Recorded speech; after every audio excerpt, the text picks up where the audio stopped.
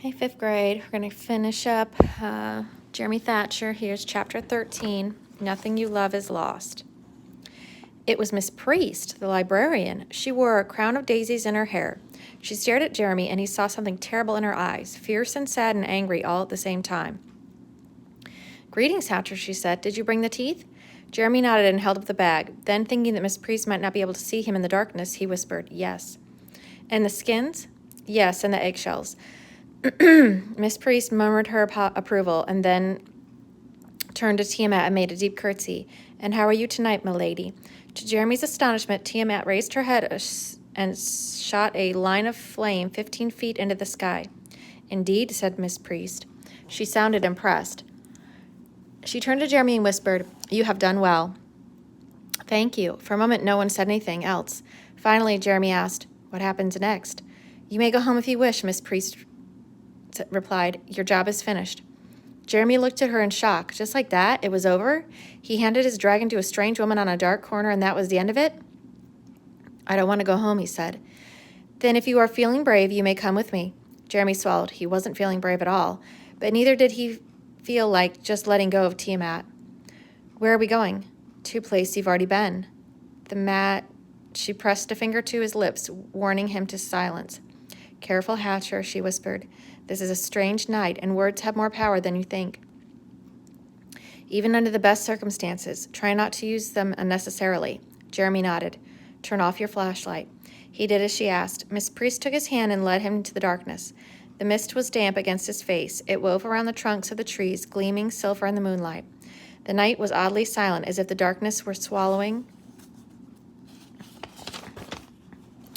all sound, even that of his footsteps. When he looked behind him to be sure that Tiamat was still there, he could see her green eyes glowing in the dark.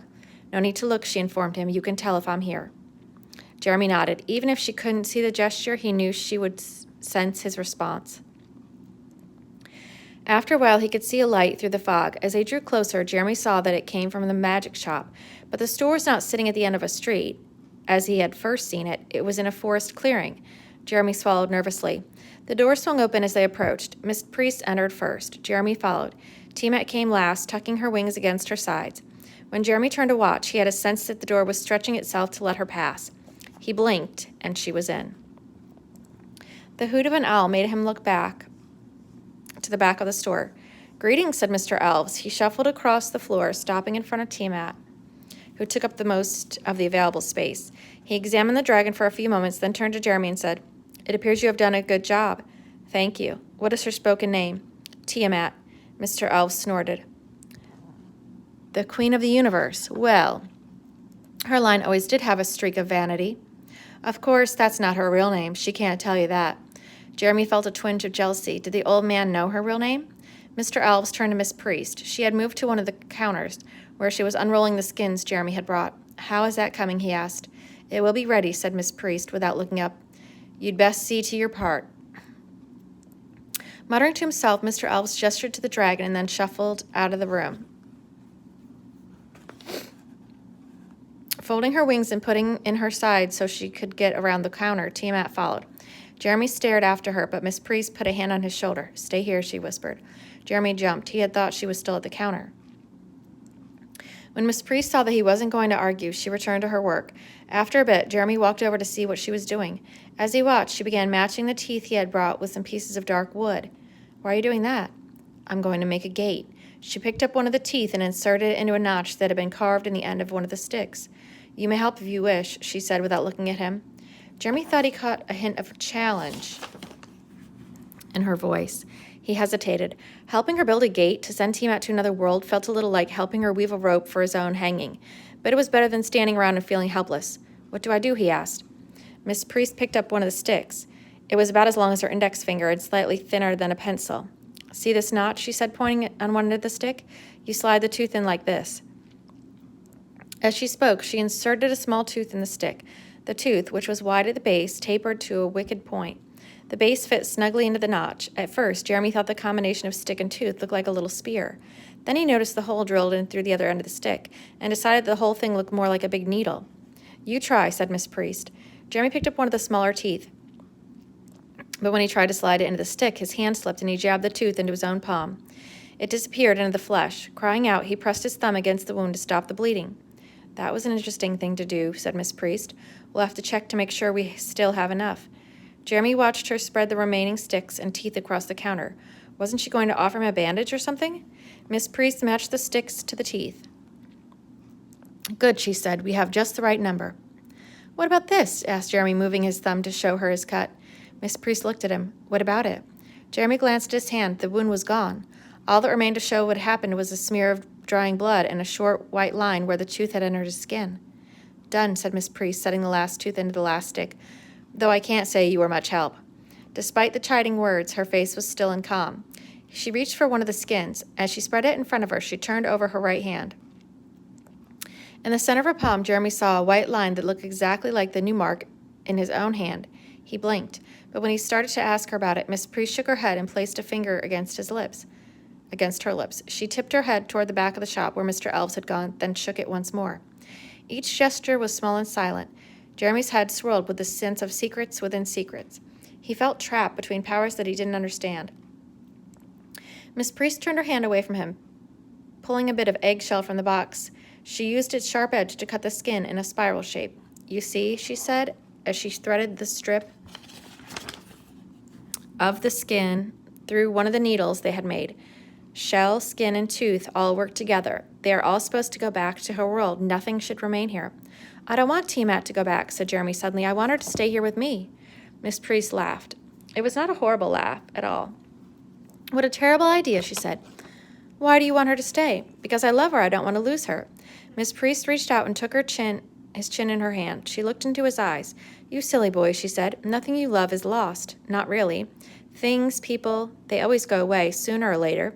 You can't hold them, any more than you can hold moonlight. But if they've touched you, if they're inside you, and then they're still yours, the only things you ever really have are the ones you hold inside your heart.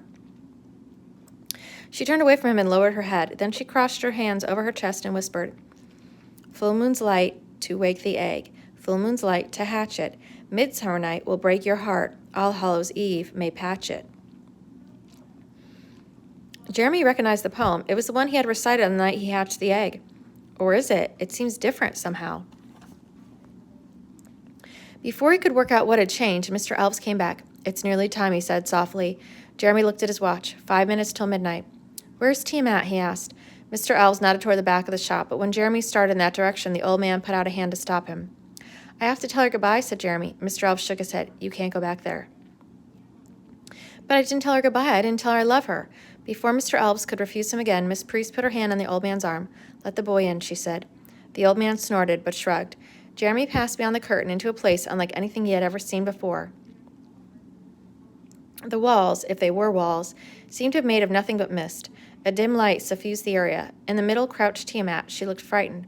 Jeremy was frightened too, frightened by the strangeness of the place, by what he knew was about to happen, but he could not turn back. Crossing to Tiamat, he put his arms around her neck and laid his head against hers. I shall miss you so, he told her. She nodded and sent him an image of a crystal breaking in half. Now step away, said Mr. Elves crossly. I love you, Tiamat, whispered Jeremy. He stumbled back and watched as Miss Priest and Mr. Elves assembled the sticks and the strips of skin into a circle on the ground. They scattered the bits of eggshell across it. Mr. Elves gestured, and the circle tipped up until it formed a glowing gate. The bits of eggshell floated within the circle, shining like distant stars. The time has come, milady, said Miss Priest softly. Tiamat stepped forward. Jeremy could feel her slipping away from him. He closed his eyes. Don't go, he thought desperately. Don't go. Suddenly, Jeremy felt like he was being torn in half. He cried out. As he did, he heard an answering squeal of pain. Opening his eyes, he saw an awful sight. Tiamat, half in the circle and half out, was shaking with terrible spasms. Light sparked and flashed around her. Something's holding her, cried Miss Priest. Mr. Elves turned to Jeremy. Let her go, you little fool, he shouted. Let her go. Miss Priest ran to Jeremy's side. Let her go, Hatcher, she cried. She'll die, trapped between two worlds. If you love her, you have to let her go. A great sob tore from Jeremy's throat. Go, he thought, go home. And then it was over. Tiamat was gone, and the place where they stood was plunged into darkness.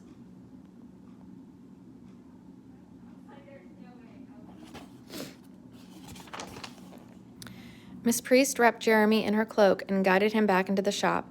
The side door will get you home more quickly, she said.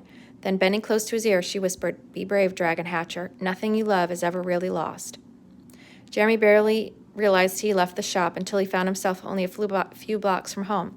The fog was gone, the full moon once more clear in the sky. A warm wind whispered around him, and the leaves overhead rustled with secrets.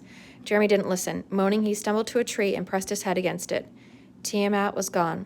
Clutching the rough bark, he began to sob.